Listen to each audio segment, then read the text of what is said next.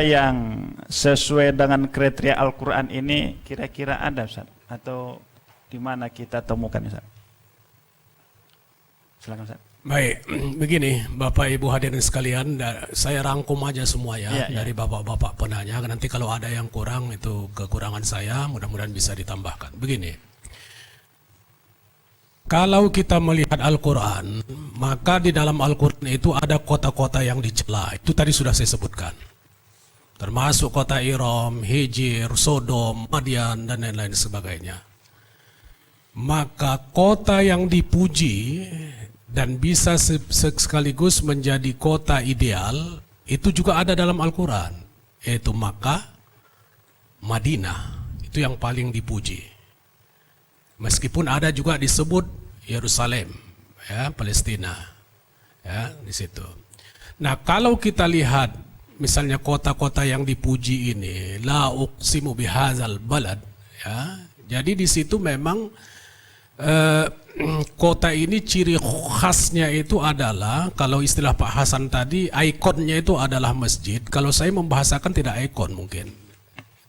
Di kota itu yang sangat berpengaruh dalam seluruh tata kehidupan kota itu masjid. Ya, itu menjadi penting. Itu satu.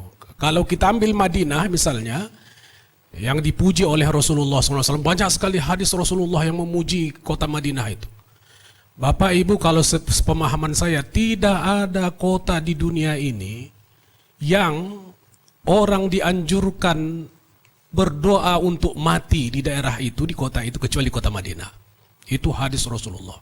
Kota Makkah pun tidak ada anjuran untuk kita berdoa supaya meninggal di kota Makkah. Tapi kalau Madinah, itu ada hadisnya yang mengatakan bahwa supaya orang boleh berdoa untuk meninggal di Madinah. Seperti halnya Umar ibnul Khattab berdoa meninggal di Madinah. Dan dia memang meninggal di Madinah, dibunuh oleh seorang pembunuh ketika itu.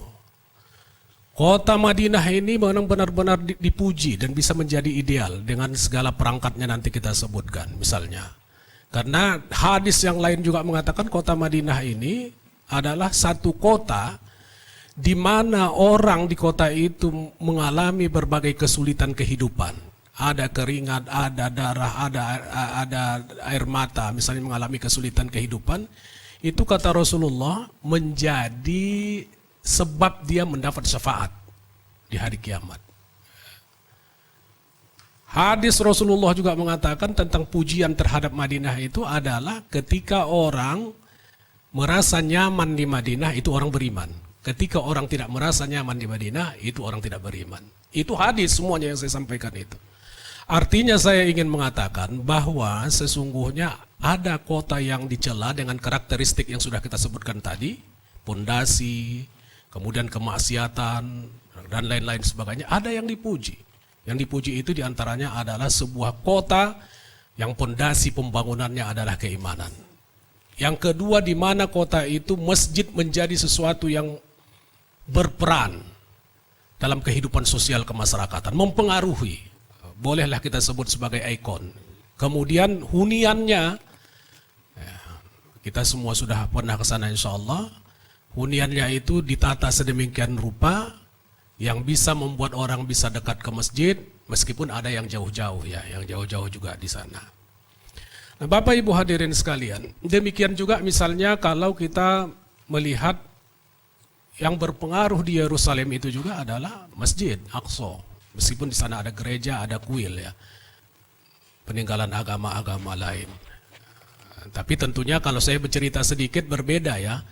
Karena kalau Yerusalem ini dahulu dikuasai oleh Romawi, itu Masjid Aqsa itu jadikan tempat pembuangan sampah. Berbeda halnya kalau Al-Fatih menguasai Konstantinopel, maka dia menjadikan gereja Hagia Sophia itu menjadi masjid. Kan beda kan? Tapi kalau Romawi menguasai Palestina ketika itu, maka Aqsa itu jadikan pembuangan sampah. Kemudian Umar ibn Khattab lah yang membebaskan Palestina itu dari kekuasaan Romawi dan dijadikan berfungsi kembali sebagai masjid dan dibolehkan orang Yahudi kembali ke Yerusalem. Kemudian Yerusalem itu sebagai kota juga adalah sebuah kota memproduksi karya yang sangat monumental. Siapa yang tidak tahu misalnya bahwa di salah satu kamar lah di Masjid Aqsa itu ya Al-Ghazali menulis Ihya Ulumuddin yang terkenal itu. Jadi di Palestina juga ada.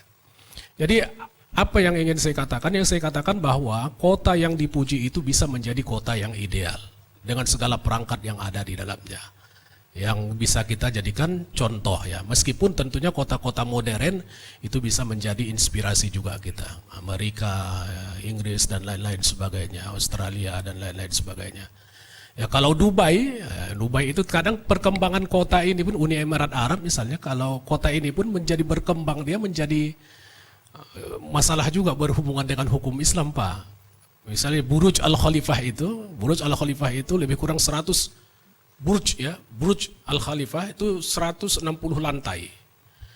160 lantai, dan karena 160 lantai, persoalan hukum pun di situ menjadi masalah. Itu kota juga kalau dibangun sedemikian rupa ada juga hubungannya dengan hukum-hukum Islam. Makanya kalau kita baca itu Burj Al-Khalifah itu berbuka puasanya orang di sana itu tiga tahap. Gitu deh.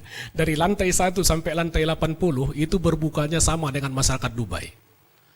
Dari lantai 80 sampai 100 sekian, saya lupa deh 100 sekian, itu tambah 3 menit. Karena makin tinggi dia matahari lama tenggelamnya gitu. Dari lantai 100 sekian sampai 160 itu tambah lagi 2 menit baru dia berbuka. Jadi ternyata kalau kota ini pun dibangun sedemikian rupa dengan dengan teknik tertentu, itu juga mempengaruhi terhadap kegiatan keberagaman kita. Itu satu. Artinya bahwa saya ingin mengatakan kota ideal itu seperti yang saya sampaikan tadi, ada secara non fisik yang harus dipenuhi, yaitu pondasi keimanannya. Kedua, tata kotanya itu harus memang benar-benar terhindar dari tempat-tempat kemaksiatan. Nah, kemudian tentunya adalah yang berhubungan dengan fisik, kotanya itu harus sentralnya itu adalah religius keagamaan, ada pendidikan, dan kemudian ada hunian, ada taman-taman dan lain-lain sebagainya yang saling berdekatan antara satu dengan yang lainnya yang bisa terjangkau dengan mudah.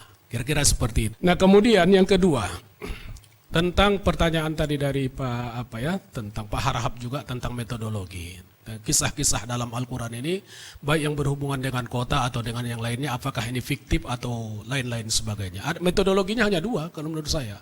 Satu, metodologi keimanan. Ya, betul. Kalau metodologi keimanan, kalau boleh saya mengatakan itu metode atau metodologi, artinya semua yang dikatakan Al-Quran itu final. Ya, iman kepada Allah bahwa itu bukan cerita fiksi, itu adalah cerita yang benar-benar terjadi. Semua yang diceritakan berhubungan dengan kota-kota ataupun cerita tentang masyarakat yang lalu atau cerita apa saja, Ashabul Kahfi dan lain-lain sebagainya. Tentang apakah itu sekarang sudah ditemukan sebagai sebuah fakta, lantas kita tidak bisa mengatakannya itu adalah sebuah cerita yang tidak sesuai dengan fakta sejarah, belum tentu. Dan bisa satu ketika akan ditemukan secara utuh dari apa yang diceritakan oleh Al-Quran itu. Metode yang kedua tentunya adalah metode penelitian.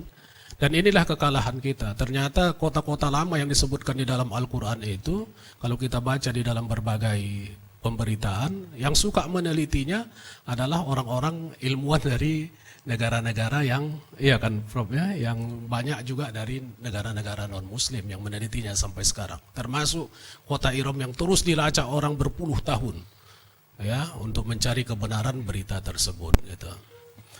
Jadi sekira metodenya ada 2 itu saja, metode keimanan dan juga metode penelitian. Dan itu akan sampai kepada kesimpulan nantinya bahwa semua yang diceritakan Al-Quran itu, meskipun ini mungkin sebagai doktrin, ya itu akan sampai kepada puncak kebenarannya gitu.